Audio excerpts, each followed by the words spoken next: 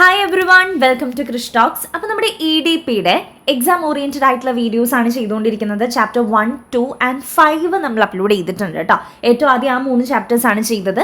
ഇപ്പം നമ്മൾ ചെയ്യാൻ പോകുന്നത് ചാപ്റ്റർ 3 ആണ്. ഈ ഒരൊറ്റൊരു വീഡിയോയിലൂടെ തന്നെ നമ്മൾ ഈ ഒരു ഫുൾ ചാപ്റ്റർ കവർ ചെയ്യുന്നുണ്ട്.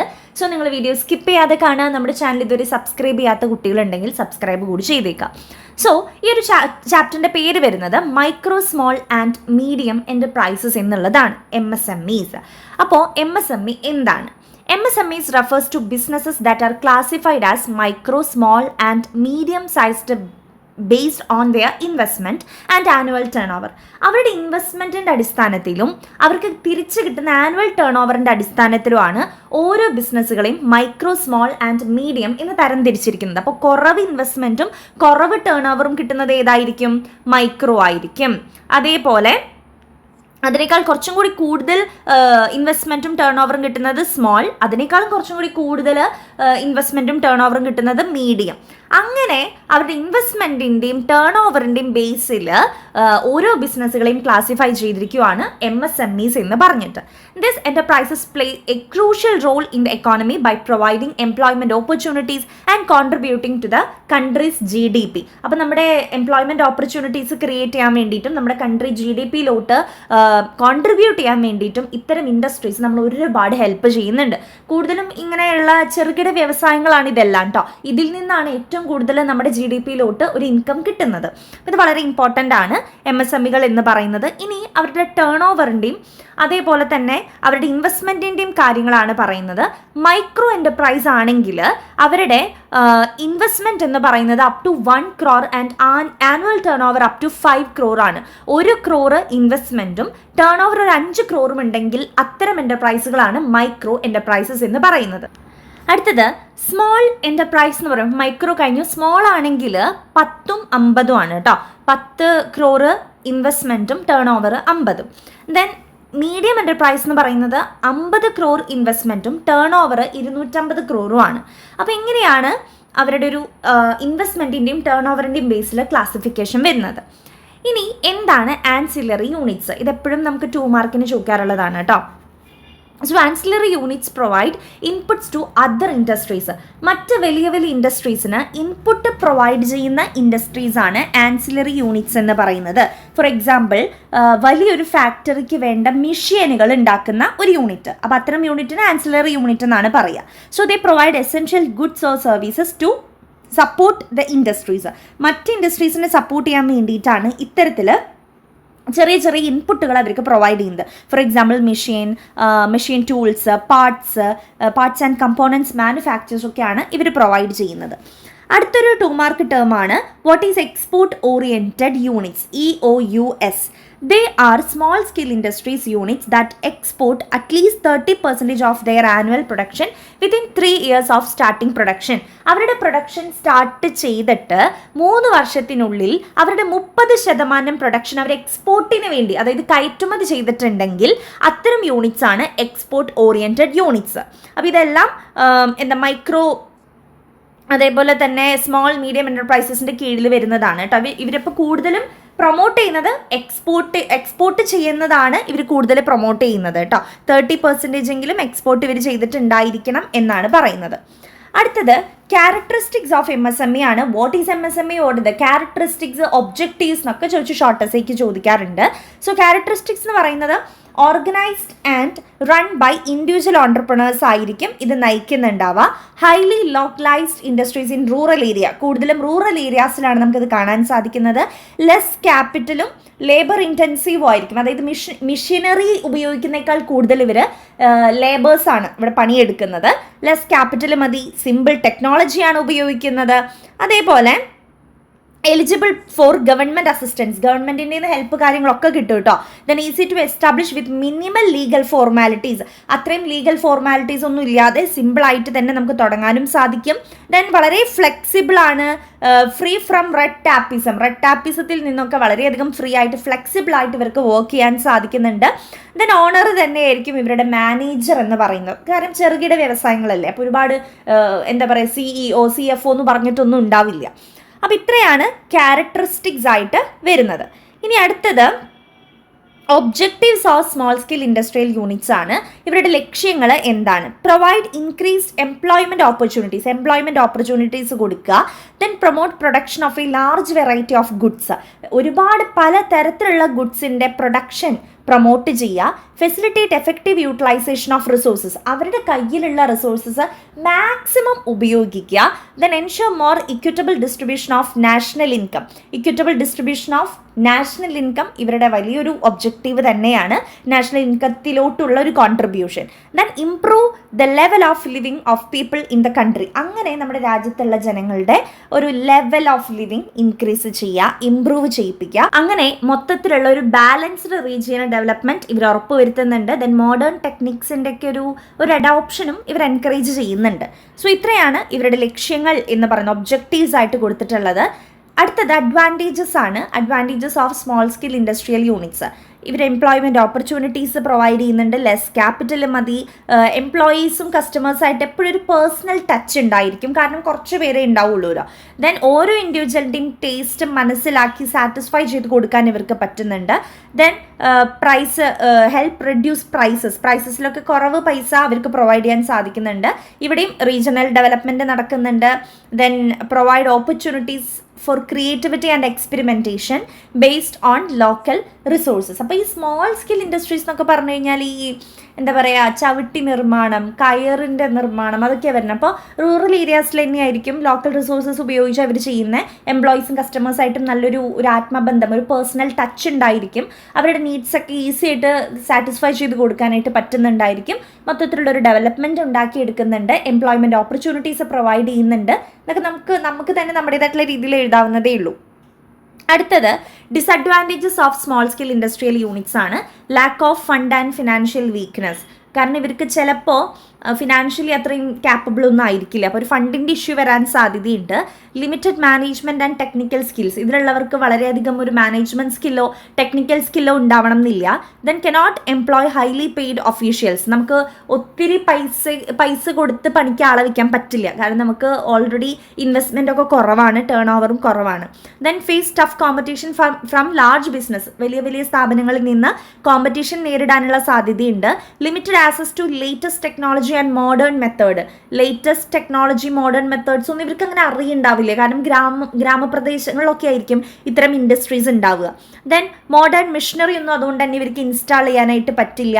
Then limited scope for division of labour and specialisation. അങ്ങനെ ഒരു സ്പെഷ്യലൈസേഷൻ, ലാബ് ഡിവിഷൻ എന്ന് പറയുന്ന വലിയ കാര്യങ്ങളിലോട്ട് ഇവർക്ക് എത്തിപ്പെടാൻ പറ്റില്ല. അതിലൊക്കെ ലിമിറ്റഡ് സ്കോപ്പേ ഉള്ളൂ. ദെൻ റിസർച്ച് എക്സ്പെരിമെൻറ്റേഷൻ ഒന്നും ഇവർക്ക് എഫോർഡ് ചെയ്യാനേ പറ്റില്ല. Then vulnerable in times of adversity. പുതിയ കുറച്ച് എന്താ പറയുക, വേറിട്ട കാര്യങ്ങൾ കൊണ്ടുവരാനും ഇവർക്ക് ബുദ്ധിമുട്ടാണ്. Then difficulty in securing cheap credit. അതായത് ഒരു ചീപ്പ് ക്രെഡിറ്റ് ഫെസിലിറ്റീസ് ഒക്കെ സെക്യൂർ ചെയ്യാൻ ഇവർക്ക് വളരെയധികം ബുദ്ധിമുട്ടാണ്. അപ്പോൾ ഫണ്ടിൻ്റെ ഇഷ്യൂ ആണ് മെയിനായിട്ട്. പിന്നെ technology, technical skill, management skills, കാര്യങ്ങളൊക്കെ മോഡേൺ ആയിട്ടുള്ള കാര്യങ്ങൾ, മോഡേൺ മെത്തേഡ്, ലേറ്റസ്റ്റ് ടെക്നോളജി കൊണ്ടുവരിക, അതൊക്കെ ഇവരെ സംബന്ധിച്ചിടത്തോളം ബുദ്ധിമുട്ടുള്ള കാര്യങ്ങളാണ്. ഇതാണ് ഡിസഡ്വാൻറ്റേജ്. അപ്പോൾ അഡ്വാൻറ്റേജ്, ക്യാരക്ടറിസ്റ്റിക്സ്, ഒബ്ജക്റ്റീവ്സ്, ഡിസഡ്വാൻറ്റേജ് എല്ലാം കൂടി എസ്സേക്കും ചോദിക്കാം, 1 by 1 ആയിട്ട് ഷോർട്ട് എസ്സേക്കും ചോദിക്കാം. അടുത്തത് role and importance of small and medium enterprises in economic development. നമ്മുടെ എക്കോണമിയുടെ ഡെവലപ്മെൻറ്റിന് വേണ്ടി ഈ സ്മോൾ ആൻഡ് മീഡിയം എൻ്റർപ്രൈസസിൻ്റെ റോൾ എന്താണ്, പ്രാധാന്യം എന്താണെന്നാണ് ചോദിച്ചിരിക്കുന്നത്. They are the backbone of the economy. നമ്മുടെ എക്കോണമിയുടെ ഒരു ബാക്ക് ബോൺ ആണ് ഈ പറഞ്ഞ MSMEകൾ എന്ന് പറയുന്നത്. So contributing significantly to employment, production and export. എംപ്ലോയ്മെൻറ്റിന് വേണ്ടിയിട്ടും പ്രൊഡക്ഷൻ എക്സ്പോർട്ടിനൊക്കെ വേണ്ടി വളരെയധികം കോൺട്രിബ്യൂട്ട് ചെയ്യുന്നുണ്ട് നമ്മുടെ എക്കോണമിയിലോട്ട്. Then the importance of small medium enterprises is in economy development cannot be overstated. നമുക്കത് പറഞ്ഞു തീർക്കാനാവാത്തതല്ല. ഒത്തിരി ഡെവലപ്മെൻറ്റൽ ആക്ടിവിറ്റീസ് ഇവർ ചെയ്യുന്നുണ്ട്. They have a unique ability to promote economic growth, reduce poverty and improve living standard. നമ്മുടെ രാജ്യത്തിൻ്റെ വളർച്ച, poverty കുറയ്ക്കുക, അങ്ങനെ മൊത്തത്തിലുള്ളൊരു ലിവിങ് സ്റ്റാൻഡേർഡ് ഇംപ്രൂവ് ചെയ്യാനൊക്കെ ഈ സ്മോൾ സ്കെയിൽ എൻ്റർപ്രൈസുകൾ നമ്മളെ സഹായിക്കുന്നുണ്ട് എന്നാണ് പറയുന്നത് കേട്ടോ. അവരുടെ കീ കോൺട്രിബ്യൂഷൻസ് നമുക്ക് നോക്കാം. അപ്പോൾ ഇതേപോലെ ഒരു പാരഗ്രാഫായിട്ട് എഴുതിയിട്ട് പിന്നെ പോയിന്റ് വൈസ് ആക്കി എഴുതാം കേട്ടോ. ലാർജ് എംപ്ലോയ്മെൻറ്റ് ഓപ്പർച്യൂണിറ്റീസ് പ്രൊവൈഡ് ചെയ്യുന്നു, economical use of capital, balance regional development, equitable distribution of income, higher standard of living, mobilisation of local resources, simple technology, less dependence on foreign capital, shorter gestation period, promotion of self employment, promotion of export, ഇതൊക്കെയാണ് നമ്മുടെ ഒരു എന്താ പറയുക നമ്മുടെ ഒരു എക്കോണമിയുടെ വളർച്ചയ്ക്ക് വേണ്ടി, economic ഡെവലപ്മെൻറ്റിന് വേണ്ടി ചെയ്യുന്ന കാര്യങ്ങൾ. ഓക്കെ, ഇതാണ് MSMEകളുടെ ഭാഗത്തുനിന്ന് അല്ലെങ്കിൽ സ്മോൾ മീഡിയം എൻ്റർപ്രൈസുകളുടെ ഭാഗത്തുനിന്ന് നമുക്ക് കിട്ടുന്ന കോൺട്രിബ്യൂഷൻസ് എന്ന് പറയുന്നത്. ഇനി ഇവർക്ക് കുറച്ച് പ്രോബ്ലംസും ലിമിറ്റേഷൻസും ഉണ്ട്. അതാണ് നമ്മൾ നെക്സ്റ്റ് നോക്കാൻ പോകുന്നത്. Lack of management experience, inadequate finance, നമ്മൾ നേരത്തെ പറഞ്ഞിരുന്നു. Lack of proper machinery and equipment, lack of technical know how, irregular supply of raw materials, marketing problem, personal problem, ഇതൊക്കെ ഉണ്ടാവാൻ സാധ്യതയുണ്ട്. കാരണം ഇതൊക്കെ സിമ്പിളായിട്ട് നമ്മളെ കൊണ്ട് എഴുതാൻ സാധിക്കുന്നതാണ് കേട്ടോ, നമ്മുടേതായിട്ടുള്ള ലാംഗ്വേജിൽ എഴുതാൻ പറ്റുന്നതാണ്. അതായത് ഈ ചെറുകിട വ്യവസായങ്ങൾക്ക് ഫിനാൻസ് ഒരു വലിയൊരു വിഷയമാണ്. പിന്നെ അവർക്ക് ടെക്നിക്കലായിട്ടുള്ള കാര്യങ്ങളൊന്നും അവർക്ക് എങ്ങനെയാണ് ചെയ്യേണ്ടത് എന്നുള്ളത് അറിയില്ല. ഒരു ടെക്നിക്കൽ നോളജ് അവർക്ക് ഇല്ല, ദെൻ കുറവായിരിക്കും. ദെൻ റോ മെറ്റീരിയൽസിൻ്റെ ഒരു സപ്ലൈ, ഇവർക്ക് പൈസയുടെ ഒരു ബുദ്ധിമുട്ടുള്ളത് കൊണ്ട് റോ മെറ്റീരിയൽസ് കിട്ടുന്നതും ഇറഗുലർ ആയിട്ടായിരിക്കും. മാർക്കറ്റിംഗ് പ്രോബ്ലംസ് ഇവർക്ക് ഫേസ് ചെയ്യേണ്ടി വന്നേക്കാം. ഇവരുടെ കയ്യിൽ പ്രോപ്പർ മെഷീനറിയും അതിൻ്റെ യൂസേജും അതിൻ്റെ എക്യുപ്മെൻറ്റ്സ് ഒന്നും ഇവർക്ക് ഇല്ല.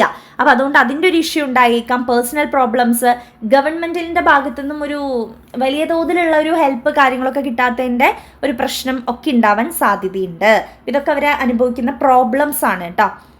ദെൻ നെക്സ്റ്റ് ഒരു ക്വസ്റ്റ്യൻ ആയിട്ട് ചോദിക്കാവുന്നതാണ് the micro small medium enterprises development act 2006, അതായത് MSMED എന്നാണ് അതിൻ്റെ full form. So this is a law enacted by the government of India to promote and develop small enterprises in the country.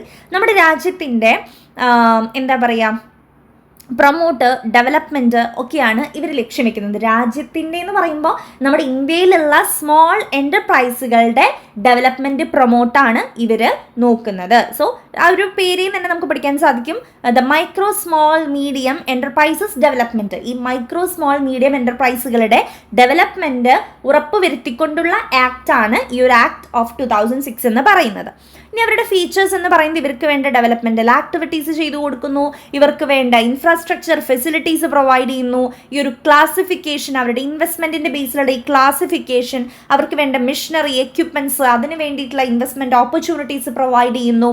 ഇതൊക്കെയാണ് ഇവർ ചെയ്യുന്ന main ആയിട്ടുള്ള കാര്യങ്ങൾ. Then ഇതിൽ 1-2 points repeat ചെയ്ത് വരുന്നുണ്ട് കേട്ടോ. അവർക്ക് വേണ്ട സ്കീംസ്, പ്രോഗ്രാംസ് ഒക്കെ പ്രൊവൈഡ് ചെയ്യുന്നുണ്ട്, ഫണ്ട് റേസ് ചെയ്യാനായിട്ട് ഹെൽപ്പ് ചെയ്യുന്നുണ്ട്. മൊത്തത്തിൽ അവരുടെ ഒരു ഡെവലപ്മെൻറ്റ്, അതായത് നമ്മുടെ രാജ്യത്ത് ഒത്തിരി MSMEകളുണ്ട്, മൈക്രോ സ്മോൾ മീഡിയം എൻ്റർപ്രൈസുകളുണ്ട്. അപ്പോൾ ഇവരെ പ്രൊമോട്ട് ചെയ്യുക, ഇവരുടെ ഡെവലപ്മെൻറ്റൽ ആക്ടിവിറ്റീസിന് വേണ്ട കാര്യങ്ങൾ ചെയ്തു കൊടുക്കുക, ഇവർക്ക് അതിനുള്ള പ്രോഗ്രാംസ് അറേഞ്ച് ചെയ്ത് കൊടുക്കാം, മനസ്സിലായോ? അപ്പോൾ ഇവർക്ക് ഫിനാൻസ് അറേഞ്ച് ചെയ്ത് കൊടുക്കുക, കുറച്ച് പോളിസീസ് പ്രൊവൈഡ് ചെയ്യുക, അങ്ങനെ അവരുടെ ഗ്രോത്തിന് വേണ്ട എല്ലാ കാര്യങ്ങളും ചെയ്തു കൊടുക്കുന്നതും അവർ നല്ല രീതിയിലാണ് പ്രവർത്തിക്കുന്നത് എന്ന് നോക്കുന്നതും അവരെ മൊത്തത്തിൽ റെഗുലേറ്റ് ചെയ്യുന്നതുമായിട്ടുള്ള ഒരു ആക്റ്റാണ് ഈ MSMED ആക്ട് 2006 എന്ന് പറയുന്നത്. അപ്പോൾ ആ ഒരു ഇയർ കൃത്യമായിട്ട് പഠിക്കുക കേട്ടോ.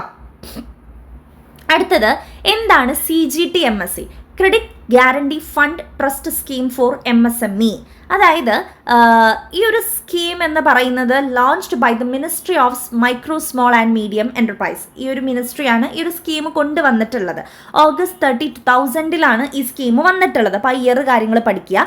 ഇവരുടെ മെയിൻ ഒബ്ജക്റ്റീവ് എന്താണെന്ന് വിചാരിച്ചു കഴിഞ്ഞാൽ the primary objective of CGTMSE is to provide credit guarantees to financial institutions that lend to SMEs and MSMEs, encourage entrepreneurs to take collateral free loans without fear and default. അതായത് ഇവർ financial ഇൻസ്റ്റിറ്റ്യൂഷൻസുമായിട്ടൊരു type ഒക്കെ നടത്തിയിട്ട് നമ്മുടെ പാവപ്പെട്ട MSMEകൾക്ക് loan facilities provide ചെയ്യുക. Credit എന്ന ഈ ഒരു ഹെഡിൽ നിങ്ങൾ കണ്ടിട്ടുണ്ടായിരിക്കും. അപ്പോൾ ഈ ഒരു ക്രെഡിറ്റ് ഗ്യാരണ്ടി ഫണ്ട് ട്രസ്റ്റ് സ്കീമാണ് അല്ലേ. അപ്പോൾ ഇവർക്ക് ഒരു പേടിയും കൂടാതെ ഫിനാൻഷ്യൽ ഇൻസ്റ്റിറ്റ്യൂഷൻസിൽ നിന്നും ക്രെഡിറ്റ് ഫെസിലിറ്റി, അതായത് ലോണ് കാര്യങ്ങളൊക്കെ എടുക്കാൻ വേണ്ടിയിട്ടുള്ള ഒരു സ്കീമാണ് ഇത്. അപ്പോൾ അവർക്കൊരു ഫിനാൻഷ്യൽ സപ്പോർട്ട്, അങ്ങനെ മൊത്തത്തിൽ അവരുടെ ഒരു പ്രൊമോട്ടും ഗ്രോത്തും ആണ് ഇവർ ചെയ്തുകൊണ്ടിരിക്കുന്നത് കേട്ടോ. ഇനി very important area, industrial estates. എന്താണ് industrial estate? Industrial estates are designated areas that provide infrastructure and facilities to support industrial development. മൊത്തത്തിലുള്ളൊരു ഇൻഡസ്ട്രിയൽ ഡെവലപ്മെൻറ്റിന് വേണ്ടി പ്രവർത്തിക്കുന്ന അതിൻ്റെ എല്ലാ തരത്തിലുള്ള ഇൻഫ്രാസ്ട്രക്ചർ ഫെസിലിറ്റിയോട് കൂടി പ്രവർത്തിക്കുന്ന ഒരു ലാർജ് ഏരിയയാണ് ഇൻഡസ്ട്രിയൽ എസ്റ്റേറ്റ് എന്ന് പറയുന്നത്. Today there are over 650 industrial estate across India. നമ്മുടെ ഇന്ത്യയിൽ തന്നെ ഒത്തിരി ഇൻഡസ്ട്രിയൽ എസ്റ്റേറ്റ് ഉണ്ട്. ഏകദേശം 650ഓളം ഇൻഡസ്ട്രിയൽ എസ്റ്റേറ്റ് ഉണ്ടെന്നാണ് പറയുന്നത്. അപ്പോൾ ഇൻഡസ്ട്രിയൽ എസ്റ്റേറ്റ് എന്ന് വെച്ചാൽ ഒരു ലാർജ് ഏരിയ ആണ്. അപ്പോൾ ഇതിൽ ഒരുപാട് ബിസിനസ് ഇൻഡസ്ട്രീസ് ഉണ്ടായിരിക്കും.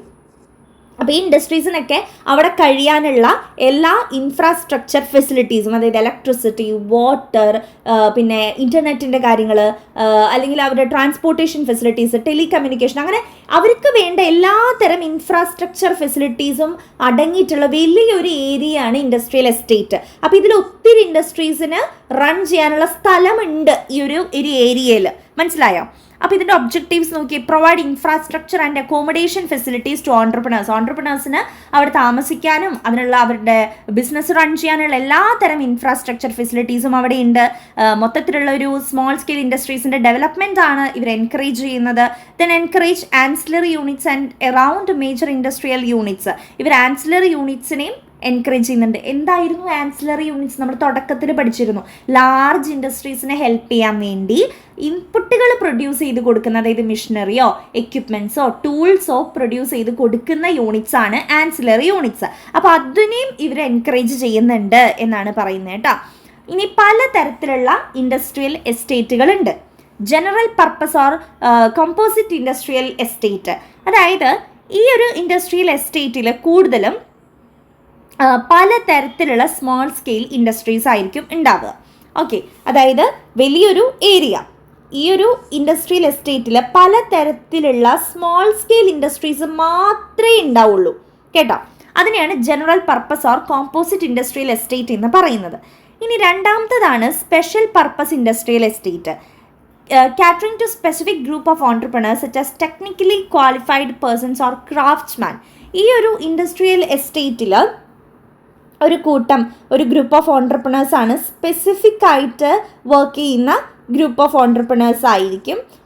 കൂടുതലും ക്രാഫ്റ്റ്സ്മാൻമാരൊക്കെ ആയിരിക്കും ഇവിടെ ഉണ്ടാവുക കേട്ടോ.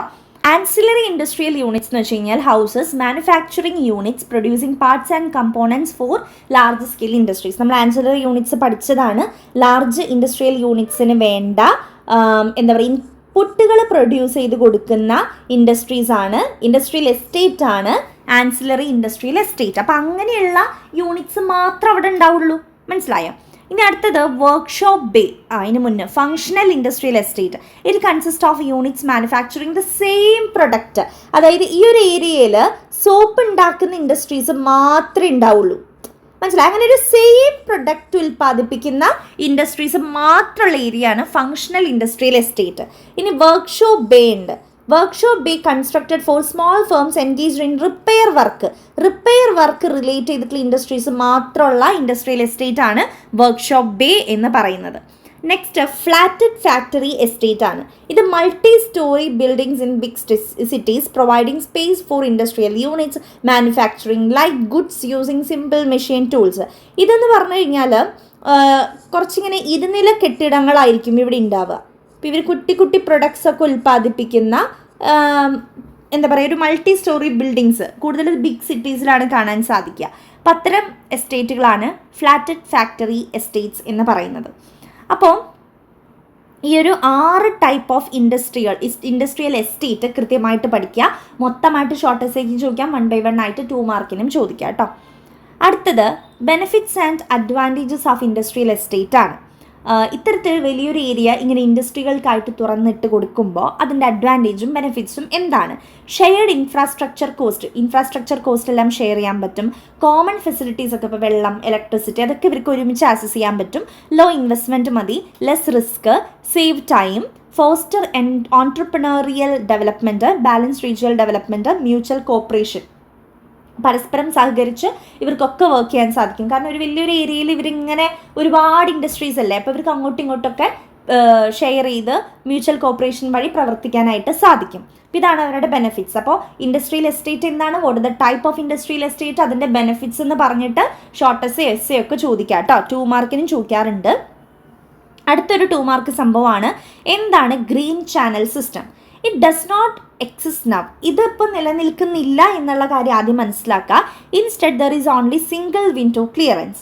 അതിന് പകരം ഏകജാലകം എന്ന് പറയുന്നൊരു സംഭവമാണുള്ളത്. നിങ്ങളിപ്പം +2 കഴിഞ്ഞിട്ട് അല്ലെങ്കിൽ 10th കഴിഞ്ഞിട്ട് +2 അലോട്ട്മെൻ്റ് ഒക്കെ എടുത്തു, അല്ലെങ്കിൽ +2 കഴിഞ്ഞിട്ട് കോളേജുകളിലേക്ക് കൊണ്ടു കൊടുക്കായിരിക്കും ചെയ്തിട്ടുണ്ടാവുക അല്ലേ. അപ്പോൾ 10th കഴിഞ്ഞിട്ട് നമ്മൾ +2 അലോട്ട്മെൻറ്റിൽ കൊടുക്കില്ലേ, അതായത് ഓരോ സ്കൂളിൻ്റെയും പേര് നമ്മൾ കൊടുക്കുമല്ലോ, നമുക്ക് കിട്ടേണ്ട ഒരു ഓർഡറിൽ ഫസ്റ്റ് പ്രിയോറിറ്റീൻ്റെ ഓർഡറിൽ നമ്മൾ ഫസ്റ്റ് അടുത്തുള്ള നമുക്ക് ഇഷ്ടപ്പെട്ട ഒരു സ്കൂൾ കൊടുക്കും ആദ്യം. അങ്ങനെ നമ്മൾ അക്ഷയ വഴി ഒക്കെ ആയിട്ട് അല്ലെങ്കിൽ കഫേ വഴി പോയിട്ട് നിങ്ങൾ ചെയ്തിട്ടുണ്ടായിരിക്കുമല്ലോ. അപ്പോൾ നിങ്ങൾ ഓരോ സ്കൂളിലും കയറി ഇറങ്ങിയിട്ടുണ്ടായിരുന്നില്ലല്ലോ, ഒരൊറ്റൊരു അക്ഷയയിൽ പോയിട്ട് അവിടെ നിന്നാണ് എല്ലാ സ്കൂളുകളിലേക്കും നിങ്ങൾ അപ്ലിക്കേഷൻ കൊടുത്തത്. പിന്നെ ഫസ്റ്റ് അലോട്ട്മെൻറ്റ് സെക്കൻഡ് അലോട്ട്മെൻറ്റ് ഒക്കെ വന്നു, അതിനനുസരിച്ച് നിങ്ങൾ പോയി ജോയിൻ ചെയ്തു, അതാണല്ലോ ഉണ്ടായത്. അതേപോലെ ഒന്നാണ് ഗ്രീൻ ചാനൽ സിസ്റ്റം. അതിപ്പോൾ അവൈലബിൾ അല്ല, ഇപ്പോൾ സിംഗിൾ വിൻഡോ ക്ലിയറൻസ് ആണ് ഉള്ളത്. അതായത് നമ്മുടെ ഒരു ബിസിനസ് തുടങ്ങണമെന്നുണ്ടെങ്കിൽ നമുക്കറിയാം ഒരുപാട് ലൈസൻസ് വേണം, സർട്ടിഫിക്കറ്റ്സിന് അപ്ലൈ ചെയ്യണം. അപ്പോൾ ഇതിനെല്ലാം പലതരം ഓഫീസുകളിൽ നമ്മൾ കയറി ഇറങ്ങേണ്ടി വരും. പക്ഷെ അത് വേണ്ട, ഒരൊറ്റൊരു സിംഗിൾ വിൻഡോയിലൂടെ നിങ്ങൾക്ക് എല്ലാം ക്ലിയർ ചെയ്യാൻ സാധിക്കും. അതാണ് സിംഗിൾ വിൻഡോ ക്ലിയറൻസ്. അതിന് പകരം മുന്നുണ്ടായതാണ് ഗ്രീൻ ചാനൽ സിസ്റ്റം എന്ന് പറയുന്നത്. ഓക്കെ, അപ്പോൾ each district industry center has a single window counter where industrial units can submit their application. ഓരോ ഡിസ്ട്രിക്ട് ഇൻഡസ്ട്രി സെൻറ്റേഴ്സിനും ഓരോ സിംഗിൾ വിൻഡോ ക്ലിയറൻസ് ഉണ്ടായിരിക്കും. ഓക്കെ, അപ്പോൾ ഇതാണ് ഗ്രീൻ ചാനൽ സിസ്റ്റം എന്ന് പറയുന്നത്. അടുത്തത് bridge capital or bridge finance. A business unit requires finance for it's operations. നമുക്കറിയാം ഏതൊരു ബിസിനസ് യൂണിറ്റ് ആണെങ്കിലും പ്രവർത്തിക്കാൻ വേണ്ടി ഫിനാൻസ് അത്യാവശ്യമാണ്. Financial institution and commercial banks provide financial assistance in the form of loan. അപ്പോൾ നമുക്ക് ലോൺ വേണം എന്നുണ്ടെങ്കിൽ ഫിനാൻഷ്യൽ ഇൻസ്റ്റിറ്റ്യൂഷൻസോ ബാങ്കോ നമുക്ക് പ്രൊവൈഡ് ചെയ്യാൻ റെഡിയാണ്. But there may be a time lag between the sanctioning of the loan and the actual receipt of the loan. അതായത് നമ്മൾക്ക് loan വേണം, നമുക്ക് ലോൺ കിട്ടാൻ വേണ്ടി നമ്മളൊരു ബാങ്കിൽ പോയി. അപ്പോൾ ആ ഒരു ബാങ്കുകാർ നമുക്ക് ലോൺ സാങ്ഷൻ ചെയ്യും, അതായത് ഓക്കെ നിങ്ങൾക്ക് ലോൺ പാസ്സാവും എന്ന് പറയും, അതാണ് സാങ്ഷൻ, നമുക്ക് അവർ ചെയ്തു തരും. പക്ഷേ അത് കിട്ടാനായിട്ട് ആക്ച്വൽ റെസീപ്റ്റ് അത് കിട്ടാനായിട്ട് ചിലപ്പോൾ 2 മാസമോ 1 മാസമോ ഗ്യാപ്പ് ഉണ്ടായിരിക്കും അത് കിട്ടാൻ വേണ്ടിയിട്ട്. അപ്പോൾ ഈ ഒരു ഗ്യാപ്പ് എന്ന് പറയുന്നത് നമുക്ക് ഒരുപാട് കാര്യങ്ങൾ ചെയ്യാനുള്ളൊരു ഗ്യാപ്പാണിത്, നമുക്ക് ഒരുപാട് പൈസ ചിലവുണ്ട് ഈ സമയത്ത്. അപ്പോൾ ഈ ഒരു ഗ്യാപ്പ് ഫില്ല് ചെയ്യാൻ വേണ്ടിയിട്ട് ഫിനാൻഷ്യൽ ഇൻസ്റ്റിറ്റ്യൂഷൻസ് എന്ത് തരും, ചെറിയൊരു എമൗണ്ട് അതിൽ നിന്ന് തരും. മനസ്സിലായോ? അപ്പോൾ ആ ഒരു ഗ്യാപ്പ് കവർ ചെയ്യാൻ വേണ്ടിയിട്ടാണ്. So the bridge capital is the advance Bridge capital is the advance given to cover the finance requirement during the time lag. ആ ഒരു സാങ്ഷനിങ്ങും ആക്ച്വൽ റെസിപ്റ്റിൻ്റെയും ഇടയിലുള്ള ഒരു ഗ്യാപ്പ് ലാഗ് ഫില്ല് ചെയ്യാൻ വേണ്ടിയിട്ട് ഒരു എമൗണ്ട് അഡ്വാൻസ് ആയിട്ട് നമുക്ക് തരും. ചെറിയൊരു ക്യാപിറ്റൽ നമുക്ക് അവർ പ്രൊവൈഡ് ചെയ്യും. ഇതിനെയാണ് ബ്രിഡ്ജ് ക്യാപിറ്റൽ അല്ലെങ്കിൽ ബ്രിഡ്ജ് ഫിനാൻസ് എന്ന് നമ്മൾ പറയുന്നത്. അപ്പോൾ നമുക്ക് നല്ലൊരു ആശ്വാസമാണ് അത്, അല്ലേ? അപ്പോൾ ഒരു ഗ്യാപ്പ് ഫില്ല് ചെയ്യാൻ, അതാണ് ബ്രിഡ്ജ് എന്ന് ഉദ്ദേശിക്കുന്നത് കേട്ടോ. ഇനി അടുത്തത് എന്താണ് seed capital. Seed here refers to the business. Seed എന്ന് ഇവിടെ ഉദ്ദേശിക്കുന്നത് ബിസിനസ്സാണ്. Business which is at the beginning stage, തുടക്ക സമയത്തെ ഒരു ബിസിനസ്സിനെയാണ് നമ്മൾ സീഡ് എന്ന് ഉദ്ദേശിക്കുന്നത്. ക്യാപിറ്റൽ എന്ന് ഉദ്ദേശിക്കുന്നത് മണി, ഫണ്ട്, നമുക്ക് ബിസിനസ്സിന് ആവശ്യമായിട്ടുള്ള ഫണ്ട്. അപ്പോൾ സീഡ് ക്യാപിറ്റൽ എന്ന് പറഞ്ഞാൽ എന്താ, ഒരു ബിസിനസ്സിൻ്റെ തുടക്ക സമയത്ത് ആവശ്യമായിട്ടുള്ള ക്യാപിറ്റലാണ് സീഡ് ക്യാപിറ്റൽ. ഇനീഷ്യൽ ക്യാപിറ്റൽ എന്നും നമുക്ക് വേണമെങ്കിൽ പറയാം. Okay, so required to obtain loans from the financial institutions. അപ്പം ഇതൊക്കെ നമ്മൾ റിക്വയർ ചെയ്തെടുക്കുന്നത് മേ ബി ഫിനാൻഷ്യൽ ഇൻസ്റ്റിറ്റ്യൂഷൻസിൽ നിന്ന് ലോണായിട്ടൊക്കെ ആയിരിക്കാം.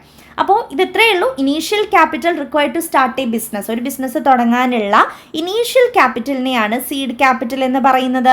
Needed to obtain loans from financial institutions. Financial ഇൻസ്റ്റിറ്റ്യൂഷനിൽ നിന്ന് ലോൺ കിട്ടാനൊക്കെ ആയിട്ട് ഈ ഫണ്ട് കാണിക്കണം നമ്മൾ. ഓക്കെ, സീറോ ആയിട്ട് നമ്മൾ തുടങ്ങാൻ പാടില്ല. Refers to the early stage funding required for a business. ഇത് ഒരു ബിസിനസ്സിൻ്റെ തുടക്കകാലത്ത് ആവശ്യമായിട്ടുള്ള ഫണ്ടിനെയാണ് ഉദ്ദേശിക്കുന്നത്. ഇനി നമ്മൾ നേരത്തെ പറഞ്ഞ സിംഗിൾ വിൻഡോ സിസ്റ്റം ഒന്നും കൂടി പറയാണ്. ഈ ഒരൊറ്റൊരു സിംഗിൾ വിൻഡോയിലൂടെ തന്നെ നമ്മുടെ ഇൻഡസ്ട്രിയുടെ പ്രൊജക്റ്റ് റിലേറ്റ് ചെയ്തിട്ടുള്ള എല്ലാ കാര്യങ്ങളും, ഇപ്പോൾ പലതരം എന്താ പറയുക കാര്യങ്ങൾക്ക് അപ്ലൈ ചെയ്യണം, ലൈസൻസ് എടുക്കണം, സർട്ടിഫിക്കറ്റ്സ്, ഇതെല്ലാം ഒരൊറ്റ സിംഗിൾ വിൻഡോയിലൂടെ തന്നെ ക്ലിയർ ചെയ്ത് കിട്ടും. അതാണ് അവിടെ പറയുന്നത്. ഇനി അടുത്തത് എന്താണ് sick industrial units. A sick industrial units means a unit which is not healthy അല്ലാത്ത ഒരു യൂണിറ്റിനെയാണ് നമ്മൾ സിക്ക് ഇൻഡസ്ട്രിയൽ യൂണിറ്റ് എന്ന് വിളിക്കുന്നത്. Sickness may mean different things to different persons. ഇത് പല ആളുകൾക്ക് പല രീതിയിലാണ് സിക്നെസ് പറയാറുള്ളത്. സിമ്പിളായിട്ട് പറയുകയാണെങ്കിൽ ഏകദേശം ഒന്ന് അവസാനിക്കാറായ, അധികം പ്രവർത്തനങ്ങളൊന്നും ഇല്ലാത്ത, അടച്ചു പൂട്ടാറായ അവസ്ഥയിലുള്ള യൂണിറ്റ്സിനെയാണ് സിക്ക് ഇൻഡസ്ട്രിയൽ യൂണിറ്റ്സ് എന്ന് വിളിക്കുന്നത്. അപ്പോൾ അതൊരു എന്താ പറയുക, ഒരു ഇൻവെസ്റ്ററിനെ സംബന്ധിച്ചോളം അത് സിക്ക് യൂണിറ്റ് ആണ് എന്ന് പറയണമെന്നുണ്ടെങ്കിൽ ആൾക്ക് റിട്ടേൺ കിട്ടാത്തപ്പോഴാണ്, ആൾക്ക് അതിൽ നിന്ന് റിട്ടേൺ കിട്ടുന്നുണ്ടായിരിക്കില്ല, അപ്പോഴാണ് ആൾ പറയുക ഓ ഇത് സിക്ക് യൂണിറ്റ് ആയി, അടച്ചുപൂട്ടാറായി. അതേപോലെ ഫിനാൻഷ്യൽ ഇൻസ്റ്റിറ്റ്യൂഷൻസിനെ സംബന്ധിച്ചിടത്തോളം ഒരു യൂണിറ്റ് സിക്ക് ആവണം എന്നുണ്ടെങ്കിൽ ഫിനാൻഷ്യൽ ഇൻസ്റ്റിറ്റ്യൂഷൻസ് പൈസ കൊടുത്തിട്ടുണ്ടാവും, ലോൺ, അത് അവർക്ക് തിരിച്ച് കിട്ടുന്നുണ്ടാവില്ല. അപ്പം അങ്ങനെ തിരിച്ച് കിട്ടാത്തൊരവസ്ഥയിലാണ് അവർ അതിനെ എന്തെന്ന് പറയുക, സിക്ക് യൂണിറ്റ് എന്ന് പറയുക. എംപ്ലോയീസിനെ സംബന്ധിച്ചിടത്തോളം അവർക്ക് എന്ത് കിട്ടുന്നുണ്ടാവില്ല, സാലറി കിട്ടുന്നുണ്ടാവില്ല. അപ്പോൾ എംപ്ലോയീസ് പറയും ഇതൊരു സിക്ക് യൂണിറ്റ് ആണെന്ന്. അപ്പോൾ പലരുടെയും ചിന്താഗതിയിൽ പല തരത്തിലാണ് ഒരു സിക്ക് യൂണിറ്റിനെ പറയുക. സിമ്പിളായിട്ട് പറയുവാണെങ്കിൽ അടച്ചുപൂട്ടാറായ ഒരു ഇൻഡസ്ട്രിയൽ യൂണിറ്റ്. ഓക്കെ, ദെൻ ഇതിൻ്റെ കാരണങ്ങൾ എന്ന് പറയുന്നത് ഇൻറ്റേർണൽ കോസസും ഉണ്ട്, എക്സ്റ്റേണൽ കോസസും ഉണ്ട്.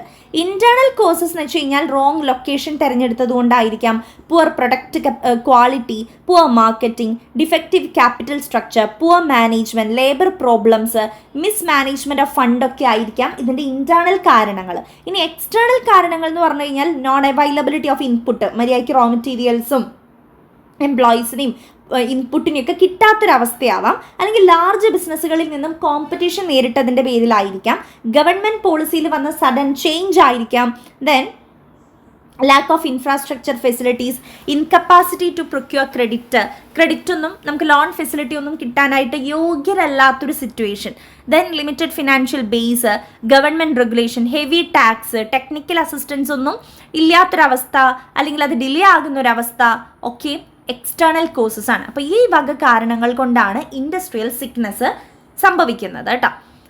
ഇനി അടുത്തത് എന്താണ് മാർജിൻ മണി ലോൺ സ്കീം? 2 മാർക്കിന് ചോദിക്കാൻ സാധ്യതയുള്ളതാണ്. It is a financing scheme that provide loans to entrepreneurs. നമ്മുടെ ഓൺട്രപ്രണേഴ്സിന് ലോണുകൾ പ്രൊവൈഡ് ചെയ്യാനുള്ള ഒരു സ്കീമാണ് ഇത്. Particularly small scale industrialist to meet their margin money requirements. അവരുടെ മാർജിൻ മണി റിക്വയർമെൻറ്റ്സിന് വേണ്ടി പൈസ കൊടുക്കാനുള്ള ഒരു സ്കീമാണ് ഇത്. Under this scheme, the government or financial institutions provide a certain percentage of the project cost as a loan. അതായത് അവരുടെ പ്രൊജക്റ്റിൻ്റെ ഒരു നിശ്ചിത ശതമാനം അവർക്ക് ലോൺ ആയിട്ട് കൊടുക്കും. അപ്പോൾ അവർക്ക് അവരുടെ ബിസിനസ്സിൻ്റെ മെയിൻ കാര്യങ്ങളൊക്കെ നടത്താൻ വേണ്ടിയിട്ട്, മെയിനായിട്ട് മാർജിൻ മണി കാര്യങ്ങൾ നടത്താൻ വേണ്ടിയിട്ടാണ് ഈ ഒരു സ്കീം പ്രൊവൈഡ് ചെയ്യുന്നത്.